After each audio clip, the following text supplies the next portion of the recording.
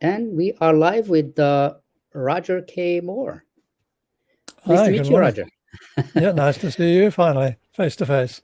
Likewise, likewise. You are a man who has produced quite a bit of outputs over the years. You have been in this space for, I see from your LinkedIn, 40 plus years in Yeah, an speech embarrassingly long time. Yeah. in speech technology R&D. Um, and so you're in a pretty unique position to give us sort of the broad strokes of the story of speech as you see that story in terms of where it Mm. started and how it evolved and all that good stuff, and then where we are. I think it'll be really interesting to get your perspective on that. Yeah. Well, as you say, yes, I've been involved in working with speech technology since the 1970s, which just sounds so long ago. Um, but it's been a fantastic privilege to be part of a field which really at that time was barely anything. There were just a few enthusiasts Yep. who had this kind of science fiction idea that one day we might be able to talk to a computer.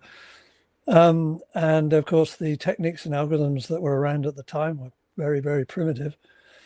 And so it's just been fantastic to be part of the journey and to see it all develop up to where we are today, where we have deployed systems. I have Alexa, I have Siri.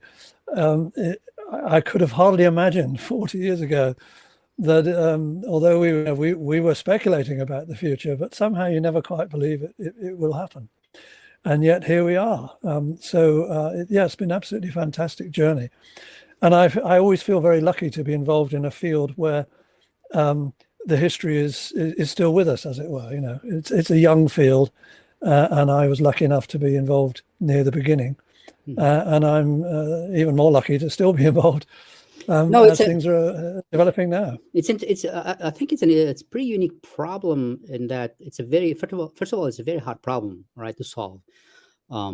Speech and natural language and all. It's a tough problem to solve. It's not like I don't know, TV, where we started with something very primitive and very quickly we had something that was pretty impressive, and there's a lot of no, it's pretty, it's if you compare TV of today of TV of 40 years ago, I mean, the difference is big, but it's not like a quantum leap, right? Whereas speech seems to be like the problem that keeps on the gift that keeps on giving in a way, right? It becomes more and more complex. There's more. Yeah. Fine. I used to. I don't do it anymore. But in presentations, sort of 20 years ago, I used to show a graph of progress or perceived progress. And the joke was that I had the graph go up and then go down again. Precisely to illustrate the point you've just made, which is Yeah. that the more we get into it, the more we realize we don't understand. Yeah, it's That's becoming a really rather important challenge now, precisely because systems are out there and people are trying to use them. that's right. And of course, we're discovering that usability is indeed quite an issue, because spoken language is way more complicated than the sort of superficial view. And that requires some very, very intelligent processing. You've probably noticed on the front page of my website and in most of my presentations and talks, I also give this combined quote of speech is the most sophisticated behavior of the most complex organism in the known universe. Yeah. Which is it's a compilation of things that other people have said, but I think that really just pins it down. We take it for granted because it's what we as human beings do. I spend a lot of our time conversing with other people and talking, and it appears effortless, but actually, a huge amount of brain activity is involved when we're talking and listening. It also appears that no other animals have this faculty. Yeah. And so it's a very highly evolved, very sophisticated behavior. Yeah. And we should treat it as such. And it is not just a simple, it's not just as simple as reaching out and pressing a button or something like that. Yeah. In fact, some of the some of the technology that's out there right now, I like to refer to it as voice button pressing, because it is essentially that. You're just issuing commands and stuff happens. Whereas what you and I are doing right now, exchanging ideas, altering our perceptions, negotiating, that's quite a different level. Yeah. Well, let me ask you this: do you think that that we are solving the right problem? So there is human-to-human communication, and that is a very tough problem to solve. But is that the problem we're trying to solve, or are we misguided in using that model when we're building these human to bot? And I mean, you've written a lot about this, Exactly. and Yes, you've I know thought where you're about it. going here. But tell the audience that there is a delta between trying to solve the human, or understand, not solve, but understand the human, or what it takes for humans to converse with humans, and then crafting a useful, efficient voice bot that uses language, because it's something that human beings know, without having to learn. But tell me what you think about this specific, issue. So, I mean, there's a bit of a story here, and part of it is when you say, "Are we?" On the wrong track, because it raises the question of who the we are, and the reality is, of course, that although there's only one subject under investigation here, which is human spoken language behavior, there are many different communities which have a hold on it, and quite a lot of these communities don't interact too greatly with others. So we have these many different angles and views of what actually the behavior is, and what's important, and how we model it, how we describe it, blah blah blah blah.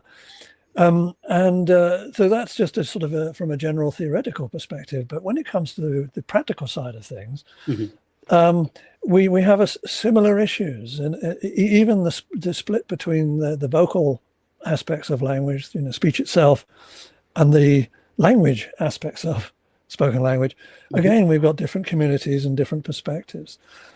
And of course, what's been happening in recent years is that the people have been trying to construct these, what they call conversational interfaces. And Siri and Alexa and equivalents are entering that space. And those devices are essentially exploiting the sort of telephone analogy, which is that it's a device that you talk through to some agent. And that raises a bunch of issues, which I'll come back to in a second. But there's another area which is growing up, which is social robotics, and the idea of physical agents, robots, that one wants to interact with. And naturally, people say, well, of course, I'm going to speak to my robot. Why, that's an obvious thing to do. But then we end up with an interesting situation where we've got different communities. So we've got speech technology people who might be interested in social robotics, or robotics in general, who can only get hold of particular robots. And we've got robot people who are trying to speech enable their devices, and they can only get hold of particular bits of speech technology. And so everybody's at a kind of disadvantage, because this is crossing lots of different fields. And so everybody's doing somebody else's job really badly. And we're ending up with these chimera technologies in the labs right now, where we've got sort of giant metallic robots speaking with human-like voices, and not being able to recognize what you're saying because they're making too much noise with their motors and things like this. And so, the technology is being sort of thrown together. I'm painting it black and white. I apologize to all my colleagues in these different fields, but I'm painting it black and white just to give a feel for the issues.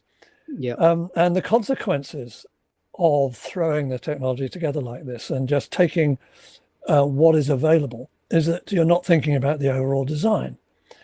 And it turns out that really matters in interaction. And so I was particularly drawn a few years ago. I was on sabbatical, and I took the time to spent the time in a robot lab at Bristol Robot Lab here in the UK. And one of the things that became apparent to me is in robotics, particularly in human-robot interaction, there's a lot of talk about the Uncanny Valley effect. Yeah.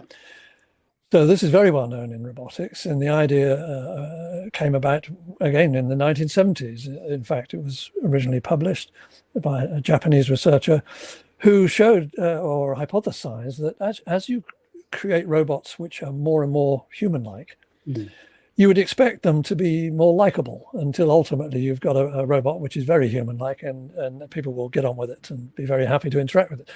But it turns out that's not the case. The Uncanny Valley arises, it turns out, because when you create an artifact which appears to be human but isn't actually human, and you as an observer detect that, you not only realize it's not human, but you actually get a kind of an emotional, a very strong, or potentially you get a very strong negative emotional response.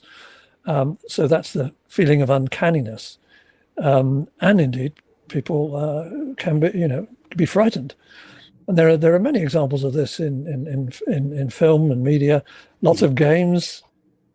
Anybody who's into game development knows this very well, because it's a big issue there. So I took a strong interest in that, because I also, at the same time, being a speech guy, I was aware that people were having difficulty interacting with these more complex and more advanced speech systems, because I was putting it down to, well, they just don't know what to do. As you create a system, a conversational system with potentially more features, so how do you as a user know what to do? So I thought it was just a lack of information, but I coupled it with this Uncanny Valley idea and realized that they're probably connected, and that when people interact with a device like Alexa or Siri, or indeed some of these robots with random voices added, people perceive a disconnect between the different aspects of the device. And this raises a very big question, which is it appropriate for an artificial device, an agent which is not a human being, for example, to speak with a human voice? Is that at all appropriate? And so the argument from the Uncanny Valley is, whether it's appropriate or not, it actually will lead to usability issues, because people will find the interaction potentially uncanny and difficult, and may even reject it. And we've got evidence that this can happen. So I think this is what you're alluding to. In the last few years, I've been really campaigning for more appropriate designs and coupling the designs of the voice with the artifact itself. So for folks who are listening, you can start. You will do well to read this paper. I think it was 2016 or 18. I'm forgetting. The Nature paper was in. Its title is "Spoken Language, All or Nothing," right? Right. Well, no, that's another angle. That's yet another problem that I've kind of put my finger on. It does touch on some of the things you just mentioned, which is the Uncanny Valley, and does it have to emulate human being completely for it to work, or if it doesn't, then we have nothing that is useful. But go ahead. Yeah, well, I was just going to say, so the Uncanny Valley story, I did some work on the mathematics of it, because it turned out nobody really modeled it quantitatively. And so I came up with a model which was published in 2012. And the model makes certain predictions, and it basically says some quite obvious things, which is that you need to align the affordances of an agent which you're interacting with. So what I like to say is what it looks like, what it sounds like, what it appears to know, how it behaves. All of that needs to be coherent and lined up. And if you think about the implications of that, that means that your artifact, when you design it, is going to be capped by one of those dimensions, the dimension which we have made least progress. So, for example, for speech synthesis, we can produce amazing voices, but that would be out of line with, for example, the cognitive aspects. Yeah.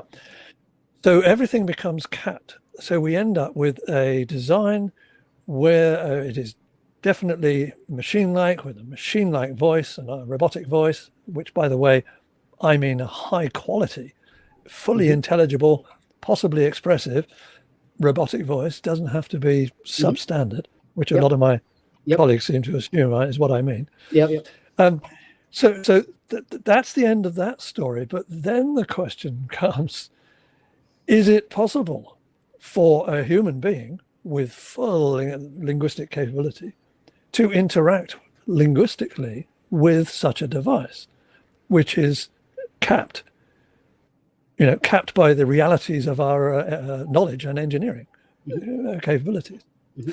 And that's what you're alluding to now, which is that there is a bit of a question here, and there are some linguists who have claimed that the sublanguages may not exist without. I mean, sublanguages do exist in the real world. For example, air traffic control is a sublanguage. There are plenty of areas where there are sublanguages, but they're sublanguages which are being operated by human beings with full spoken language and cognitive capacity. But what about a machine? The machine doesn't have any of that.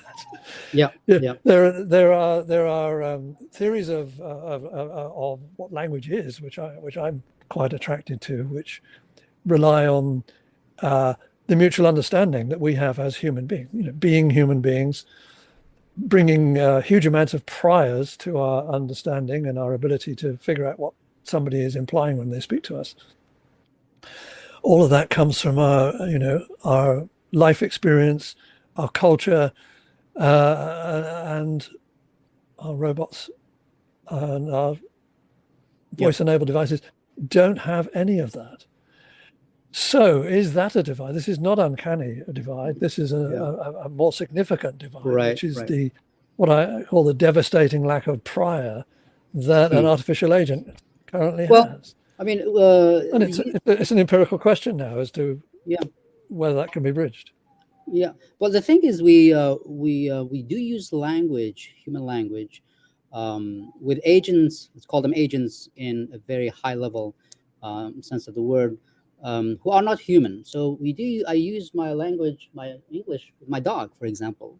Right? Yeah, I could hear your dog. Okay, I was wondering whether he'd come into the conversation. Whenever he hears me talking, he starts to whine, which I don't like to join hear. In. Okay, can you go upstairs? Can you go upstairs, please?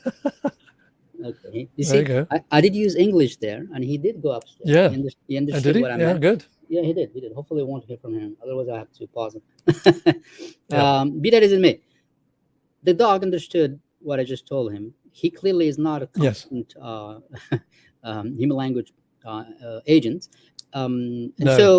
And same thing with babies. Same thing with, let's say, a foreign person, a person who doesn't speak English or speaks very broken English, and I'm communicating with them.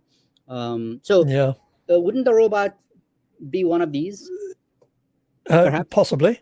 Maybe. But what all of those agents you've just described are, they're all living systems. They also have a huge ecological history, and your dog has a very high cognitive capacity. It is capable of inferring your meaning. It doesn't have full language, no, but it is able to infer the meanings of your utterances. But how is it doing that?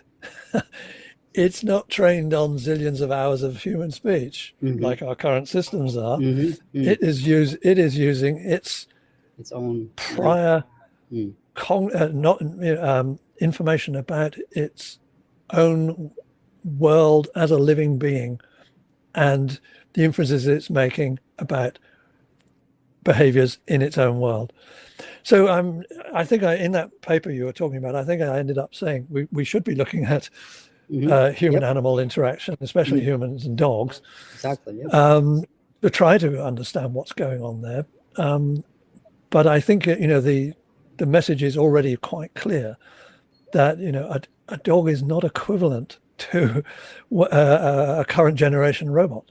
It is The cognitive capacities of our current technology is probably equivalent to an earthworm or something like this. Something incredibly simple in equivalent living system terms. And we grossly underestimate the sophistication of even the simplest living system. And that is where we need to be looking. Or some people, not everybody. But that's where I like to. Well, let me throw a couple of data points. Let's call them positive data points about humans successfully using these bots. For example, I have the classic Echo, right? This is the tall tower, and I do use it on a daily basis. But not really for conversations, in the sense where there's a back and forth. I use it to ask for the time, and I ask it for the weather, and I ask it actually for calculations, like what's 17 times 32 when I need to do that. And I ask it for things like that, and it does very, very well.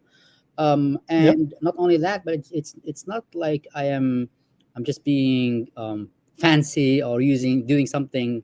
I mean, it is really the fastest way to get that information. So and again, it's very simplistic, right? And so therefore we can say we have, let's say, I'm sorry, let me take care of this dog. I'll be right back, because I'll be right back. Okay. I'm really sorry about that. We are safe now. I have given him a little snack. I put him in a room, close the door, and he should hopefully take a nap. Oh, can you hear me? Can you hear me? I can hear you. Yeah. Okay. Yeah. I was just saying that I had put him in a room, and I give him a snack. Yep. I heard all that. Perfect. Okay. So I think, let me see, where were we? Yeah. So you were just describing the your use of Alexa. So, I was going to quiz you about that. Yeah. So I'm just trying to sort of set up a baseline of use, right? And what I was saying, actually, I was saying that it's not like I'm doing it because I like to do speech, because it is actually the fastest way to get the temperature. It is absolutely. So there is that. I want to start from somewhere, but go ahead, quiz me. Yeah. Well, no. I mean, you put your finger on something really important, and speech and spoken language confers a real advantage in interaction. It is a very fast channel in and out of a human being, much faster than anything else in terms of information rate. And it's hands-free and eyes-free. These are the classic benefits of using speech. So if you're driving, for example, then getting information by asking for it rather than reaching over and trying to find a control, which is potentially dangerous. So these are the real advantages, and that's exactly what you're discovering. And say I have Alexa, I use it for exactly the same thing. But when you study usage, this is what you find. So the number, I don't know off the top of my head, I don't know the number of skills on the Alexa skill store, but it's thousands and thousands. It's probably more than. And you're using, it's a huge number, and you're using 4 or 5. Really simple ones. I used about 2, and the same ones as you, the weather. and this is typical. And this is it's interesting. If you're an Alexa user or Echo user, you'll also be receiving Friday emails, I guess, telling you all the things you can do. And why do they feel obliged to send that out? It's back to what I said before. People don't know what they can do. So they kind of serendipitously discover things that they can that work for them, that are useful, and that exploit the hands-free, eyes-free, and speedy response. And they home in on those, and they use them regularly, and that's great. But that's a long way from the kind of marketing and this, as you say, this word conversational interface. Nobody's having meaningful conversations with these devices. They're not capable of it. In fact, there's a competition running precisely to address that. And I think most of the long conversations in that competition have been described as incredibly boring because the device has nothing interesting much to say, right? It has no It has no personality. It has no history. It has no interesting cultural background. All it can do is pull off stuff from the internet and try and package that for you. Yeah. So yes, the use case is these devices are not useless. In fact, one of the most powerful things that's happened, of course, is the sort of Internet of Things and the connectivity, and integrating lots of technologies together. So Siri, which kind of came out of nowhere, really. Again, looking back historically, it's very interesting to see there were plenty of people working in labs on that, but nobody expected it to turn up when it did in 2000. What was it, 11? Yeah. And the power of Siri, what it demonstrated was not just you can use your voice and a little bit of language processing, but it was the integration with the fact that the phone integrated so many different things. Yep. And really a really good one is the phone knowing where it is. Yep. So when we were studying all these different use cases, we found a really good one was the only thing they used Siri for was when they're walking for the bus, and they just said all they had to say to Siri was, "When is the next bus?" And because the phone knew where they were, it was able to access the bus timetable for the bus stop that they were approaching. Now, I don't know what it's like in the US or in other countries, but in the UK, finding a bus timetable is horrendous. If you're trying to do that manually, it's very, very difficult. Because you have lots and lots of buses here. You don't as much. Yeah, whereas Siri somehow had its fingers into the right data sets. Yeah. And because of the location, was able to resolve all that very quickly. So it's a fantastic use case. Yeah. But this is not spoken like this is voice button pressing. You're using your voice to achieve something, but this isn't real. The depths of spoken language. It's not doing what you and I are doing now. Yeah. No, that's for sure. Now let me ask you the following. I think you mentioned the word affordance as we were conversing. First of all, what is affordance in the world of voice? We know what it means in the world of things like a door has a handle, and when you see it, you know what to do with it. But what does it mean in the world of voice and speech? Yeah, that's actually a really, really difficult question, which I think about from time to time. It is very, very difficult to pin down precisely because of the lack of physicality. Troubled for many, many years on if you're doing image recognition and you want to recognize a chair. People were enumerating all the many different types of chair. If you define a chair has 4 legs, and then people think, well, hold on, there are plenty of chairs with 3 legs or maybe many more legs. And this was then sort of turned on its head by the idea of affordances, which is just turn it around and say, actually, a chair is a surface which affords being sat upon. And now suddenly all kinds of things can be chairs. A desk can be a chair if it's not completely covered in stuff. And so that's I think that's a really powerful insight because it's all about what can I do with this. So we're trying to communicate affordances in creating artificial devices which people are going to use.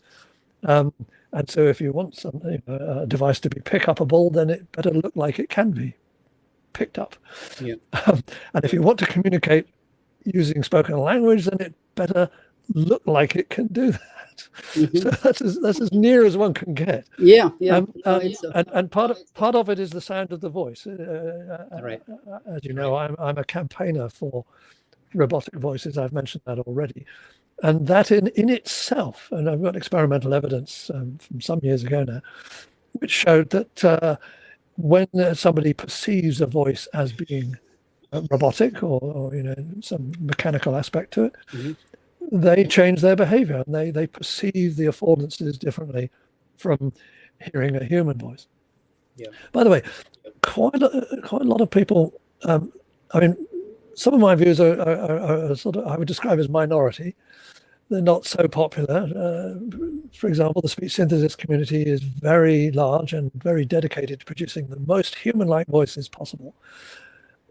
So having someone say, well, maybe we don't want human voices, we want something else, is not a very popular view. But nevertheless, I think it is rather important for people to appreciate that what something sounds like has a big influence on everything else that you do with it. Yeah. And it's not difficult. Difficult to do. Yeah, I don't think there's necessarily a conflict between those two positions. Should we have a human sounding robot or not? I think in some use cases, like reading an article, I think we want it to be as human sounding as possible. But I think in conversation, I don't think we want to do that. You've just mentioned a really important point, which is it does depend on the use case. Absolutely. There are many different use cases. So I'm very focused on the creation of intelligent agents, which we're going to interact with, as opposed to the use case you mentioned, and there are many others where you do want a human voice, of course. And a lot of it comes down to whether you're in the end being transparent about what you're doing, I mean, as a service provider, and or whether you're actually faking things either on purpose or inadvertently. And that's, I think, the dangerous area, is when there's a lack of transparency and a potential for fakery. What I was also going to say is a lot of people say, well, but people get used to things, so don't worry about it. Well, yes, that's true, but a lot of use cases are single use cases. I mean, you have Echo in your home and Siri on your phone and the like, but if you phone up a service provider and you get an automated system, it may be the first time that you've done that. You don't talk to your service provider on a daily basis. And so that's a critical situation. That first time usage can get into awful difficulties if people are misunderstanding the nature of what they're interacting with. Same is true with chatbots. Actually, I'm not a specialist in chatbots and text-based interfaces, but I gave a keynote 2 days ago at a chatbot conference, and one of the ideas I posited, which I discussed with some of the people there beforehand, is chatbots are quite confusing when they appear on the screen, on a website to help you. You don't know whether that's a person or some automated system, and you can get into quite some difficulties. And I know that there are a lot of people studying this, but the equivalent solution to the one I'm proposing for the voice-based agents would be some specialized, some special font, for example, for an automated chatbot. So you by taking this kind of theoretical perspective, you can come up with practical suggestions, but their popularity seems to be low. Nobody wants to seem to grapple with this actual idea that these systems are automated. So let me just double click on the concept of affordance. Obviously, if a voice bot sounds like a human being, which you remember the duplex demo that Google did 3 years ago or so, where it really did sound like a human being, the bot, to the extent that the person on the other side who didn't know that this was a voice bot thought it was a human being, right? Well, at least that's what I think happened, which is worrisome in many levels. Obviously, the level of the person who's talking to the voice bot believes that this is a human being, therefore can process anything that they throw their way, including all kinds of nuances and so forth.